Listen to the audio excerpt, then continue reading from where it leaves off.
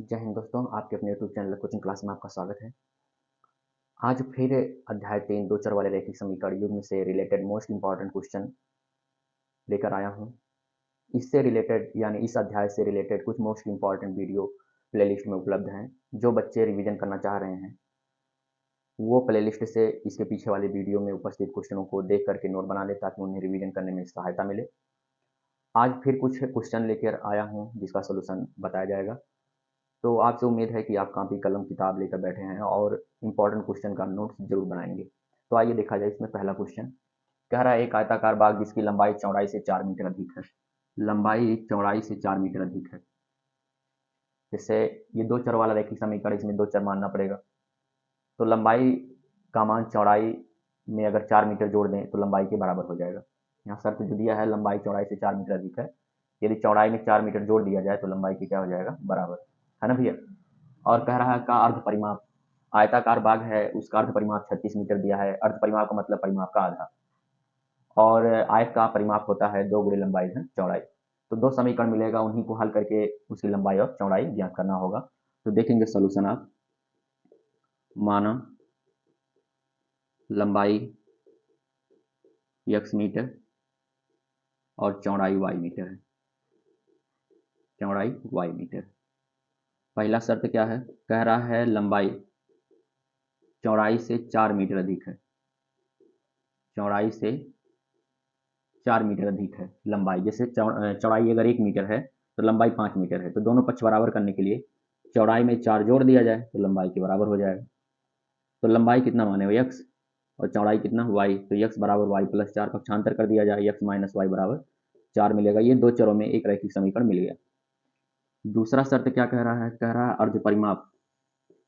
अर्ध परिमाप कितना दिया है, 36 मीटर दिया है। अर्ध परिमाप का मतलब है परिमाप का आधा। परिमाप का आधा मतलब परिमाप बटे 2 बराबर 36।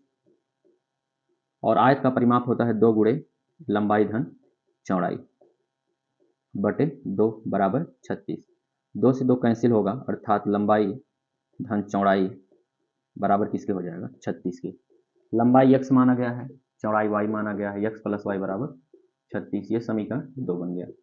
इसी समीकरण 1 व 2 को हल करके हम b मान निकालेंगे इसकी। ठीक भैया। तो समीकरण 1 व 2 को देखा जाए तो यहाँ विलोपन विधि का प्रयोग करेंगे। यहाँ y का गुणांक माइनस में, यहाँ y का गुणांक प्लस में है, गुणांक समान है, दोनों विपरीत चिन्ह में है, तो दोनों समीकरण को जोड़ा जाएगा। तो x माइनस वाई बराबर 4 और x प्लस वाई बराबर 36 जोड़ देते हैं। ये plus Y minus Y cancel, x में x जोड़ेंगे 2x बराबर 36, 4 40 होगा, 2 से भाग करा देंगे तो 20 आ जाएगा। तो x बराबर कितना आ गया, 20। x का मान आ गया। समीकरण 2 से y का मान निकाल लेते हैं। x प्लस वाई बराबर 36 है, x का मान यहाँ पे 20 रखेंगे। 20 प्लस वाई बराबर 36, यहाँ से पक्षांतर किया जाए तो y बराबर 36 माइनस 20 कितना बचेगा, 16। तो y का मान आ गया 16। अतः आयताकार बाग की लंबाई जिसे x माना गया है वो 20 मीटर है, और चौड़ाई जिसे y माना गया है वो 16 मीटर है। तो इस तरह से आपके सामने ये क्वेश्चन नंबर 1 का सॉल्यूशन रखा गया, और विश्वास है कि आपको समझ में आया। आप इसे नोट कर लीजिए। आइए आगे क्वेश्चन को देखते हैं। तो भाई ये क्वेश्चन नंबर 2 है जो 2023-24 में आया हुआ सवाल है। कह रहा 2 अंकों से बनी संख्या के अंकों का योग 9 है। यदि संख्या के अंकों को उलट दिया जाए तो नई बनने वाली संख्या मूल संख्या से 27 अधिक होगी। संख्या ज्ञात कीजिए। ध्यान देंगे, 2 अंक की कोई संख्या है, यदि अंकों को जोड़ा जाए तो उनका योगफल 9 आता है। और यदि अंकों को उलट करके नई संख्या बनाई जाए तो मूल संख्या जो पहली संख्या है उससे 27 अधिक हो जाती है। तो दो शर्त मिल जाएगा भैया, और दोनों शर्त को हल करके वो संख्या ज्ञात कर लिया जाएगा, है ना। तो देखेंगे सॉल्यूशन इसका। इसे माना इकाई का अंक x है, इकाई का अंक x और दहाई का अंक y है। तो संख्या कितनी होगी, यानी ये मूल संख्या की अगर बात किया जाए, इसे मूल संख्या लिख देते हैं। दहाई में 10 से गुणा कराया जाता है और इकाई में 1 से गुणा कराया जाता है, जोड़ दिया जाता है तो ये मूल संख्या मिल जाती है। पहला शर्त क्या कह रहा है, अंकों का योग। अंकों का योग यानी x और y का मान, x और y का मान x और y का और दहाई का अंक माना गया है ना, इनका योगफल 9 के बराबर है, अर्थात x प्लस वाई बराबर 9। समीकरण 1 बन गया। अब देखिए कह रहा है अंकों को उलट देने से बनी नई संख्या मूल संख्या 27 अधिक है। ध्यान देंगे, दूसरा शर्त, अंकों को उलट देने से, अंकों को उलट देने से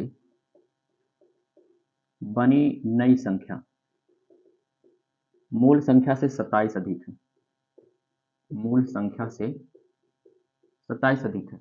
दोनों पक्ष बराबर करना है, या तो जो नया अंक बना, जो नई संख्या बनी है उसमें 27 घटा दिया जाए तो मूल संख्या के बराबर होगी, या मूल संख्या में 27 जोड़ दिया जाए तो अंकों को पलटने से बनी नई संख्या के बराबर हो जाएगी। यहाँ पर हम मूल संख्या में 27 जोड़ के बराबर कर देते हैं। तो पहले अंकों को उलटने से बनी नई संख्या निकाल लेते हैं। अंकों को उलटने से बनी नई संख्या, अंकों को उलटने का मतलब इकाई का अंक दहाई का स्थान पर, दहाई का अंक इकाई का स्थान पर कर दिया जाए। ये हो जाएगा 10x प्लस वाई। ठीक भैया, तो नई संख्या होगी 10x प्लस वाई, मूल संख्या है 10y प्लस एक्स और इसमें 27 जोड़ दिया जाए। ठीक, पक्षांतर कर लेते हैं भैया। 10x plus Y minus 10y minus X बराबर 27। 10x में से x घटा देंगे तो 9x होगा। 10y बड़ा है, 10y में से y घटाएंगे तो 9y होगा बराबर 27। 9 कॉमन कर लिया जाए, x माइनस वाई बराबर 27। 9 से धारा के भाग कराएगा, 9 3 27, x माइनस वाई बराबर 3। समीकरण 2, इन्हीं को हल करके x और y का मान निकाला जाए। तो ध्यान देंगे यहाँ पे x y का गुणांक प्लस में है और 1 है, यहाँ भी y का गुणांक माइनस में और 1 में है। सब विलोपन विधि का प्रयोग करेंगे। समीकरण 1 में 2 जोड़ दिया जाए, 1 प्लस 2 से x प्लस वाई बराबर 9 आया है और x माइनस वाई बराबर 3 आया। जोड़ेंगे ये बर्बाद हो जाएगा, x जोड़ेंगे 2x और 9 3 12 होगा, 2 1 कम 2, 2 6 12, x बराबर 6 आ गए। अब समीकरण 1 से x प्लस वाई बराबर 9, x का मान 6 प्लस वाई बराबर 9, y बराबर 9 माइनस 6 बराबर 3, y का मान कितना आ गया, 3 आ गया। अतः संख्या निकाल लेते हैं।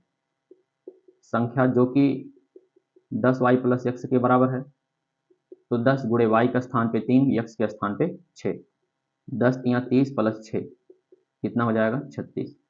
तो संख्या कितनी बराबर आ गई भैया, 36 के बराबर आ गई। तो इस तरह से आपके सामने इस क्वेश्चन का सॉल्यूशन रखा गया, जो कि यूपी बोर्ड 2023-24 में आया हुआ सवाल है। इंपॉर्टेंट सवाल है और इंपॉर्टेंट सवाल के सॉल्यूशन को बताया जा रहा है। आप रिवीजन करते रहिए, आपको आपकी मंजिल तक जरूर पहुंचाया जाएगा, इसमें कसर नहीं छोड़ा जाएगा। आइए देखते हैं अगला क्वेश्चन। तो दोस्तों क्वेश्चन नंबर 3 है, जो एनसीईआरटी का एग्जाम्पलर है, ये 2023 में आया हुआ सवाल है। कह रहा 2 व्यक्तियों की आयु का अनुपात 9:7 है। ध्यान देंगे, 2 व्यक्तियों का आय 9:7 के अनुपात में है।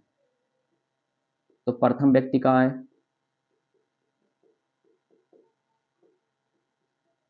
आनुपातिक नियतांक x मान ले तो 9x और दूसरे व्यक्ति का आय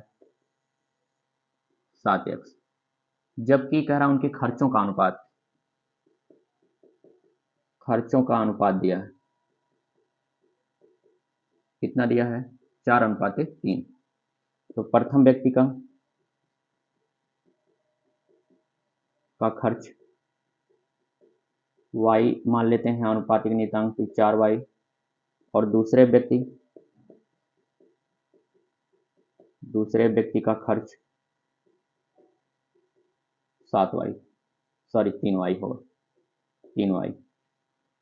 तो आगे कह रहा है यदि उनमें से प्रत्येक व्यक्ति का प्रतिमाह बचत 2000 रुपया हो।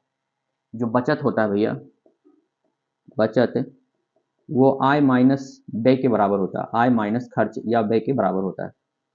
तो पहले व्यक्ति द्वारा बची रुपये एक प्रतिमाह में कितना बचाता है, 2000 रुपया। तो पहला व्यक्ति कितना कमाता है, आय है 9x और खर्च कितना करता है, 4y, और ये बराबर किसके होगा, 2000 रुपया के।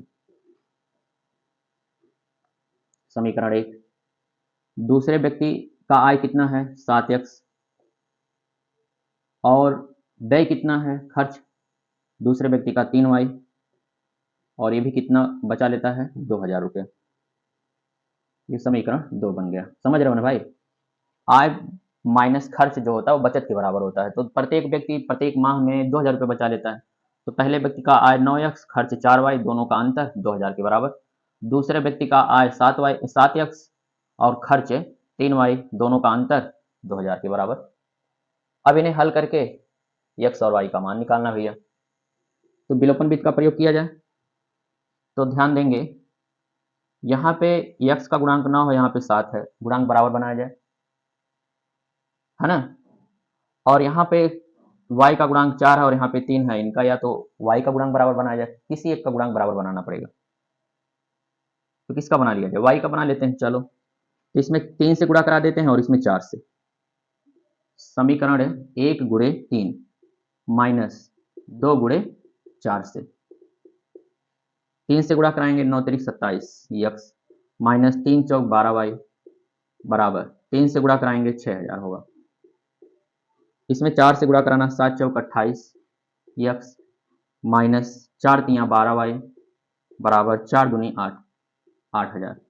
घटाया गया है, ये प्लस माइनस होगा और ये माइनस प्लस होगा और ये प्लस माइनस होगा, ये कैंसिल हो गया। 28 बड़ा है माइनस 28 में 27 घटाएंगे 1x, 8000 बड़ा है माइनस 8000 में से 6000 घटाएंगे तो 2000।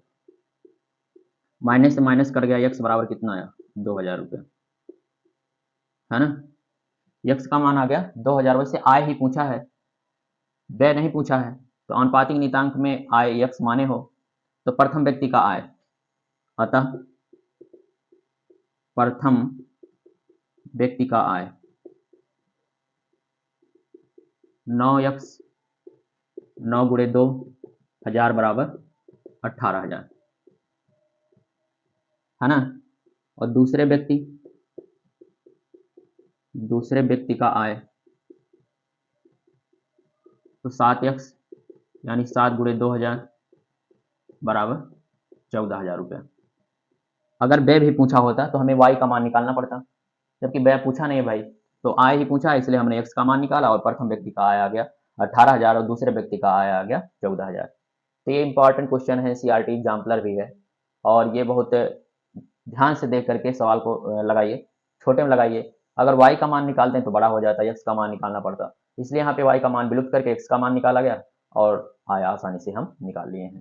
तो दोस्त, आज के लिए बस इतना ही। आगे के वीडियो में फिर इंपॉर्टेंट क्वेश्चन लेकर आएंगे, इसी अध्याय से कुछ इंपॉर्टेंट क्वेश्चन। ये थोड़ा वीडियो बड़ा हो जा रहा है और मोबाइल में स्टोरेज कम है, इसीलिए इस वीडियो में मात्र 3 क्वेश्चन ही बताया गया है। फिर मिलेंगे, तब तक के लिए जय हिंद दोस्त।